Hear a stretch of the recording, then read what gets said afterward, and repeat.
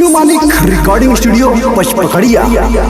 तुम पर भी यकीन है और मौत पे भी एतबार है, तुम पर भी यकीन है और मौत पे भी एतबार है। देखते हैं पहले कौन मिलता है, हमें दोनों का इंतजार है, दोनों का इंतजार है।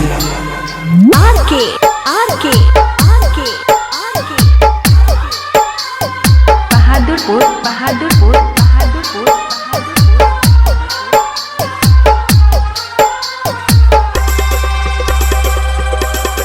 वो जाने जा हो जाने मन तू बेरहम तू बेशरम हो जाने जा हो जाने मन तू बेशरम न मिलबू अब तुहरा से ते तो भइले दोसर की कबो न मिलब हम तोहरा से, तू तो हो गईला दोसरा के। हो जाने मन हो जाने मन तू बेशरम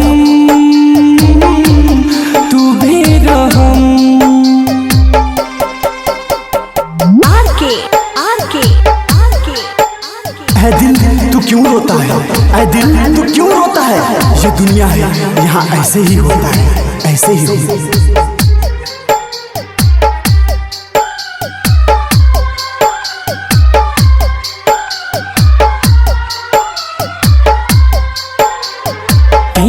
कहत रहलीस तोहरे पमहर बहो जबल जियब राजा प्यारे तोहरे से कहरे हो।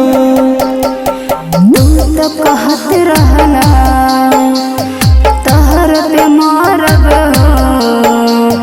जबल जियब रानी प्यार तोहरे से करब हो जाने जा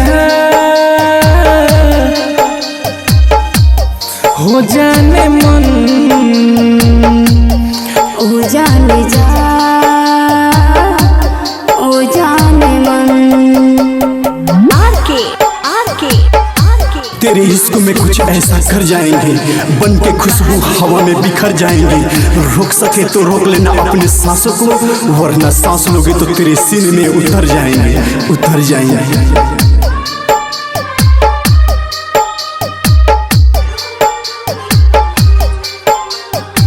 कैसे बताई हो का तू कर गईला रानी चौहान खाती सुन तू त मर गईला। उदय अकेला कहसे अजित बेदरदी हो दिल न लगई हो तू सब बारी सफर जी हो जाने जा हो जाने मन तू बेशरम तू बेरहम कबो न मिलबू अब तुहरा से ते तो भइल से दोसर की कबो न मिलब हम तोहरा से, तू तो हो गईला दोसरा के। हो जाने जा हो जाने मन हो बेशरम हो बेरहम।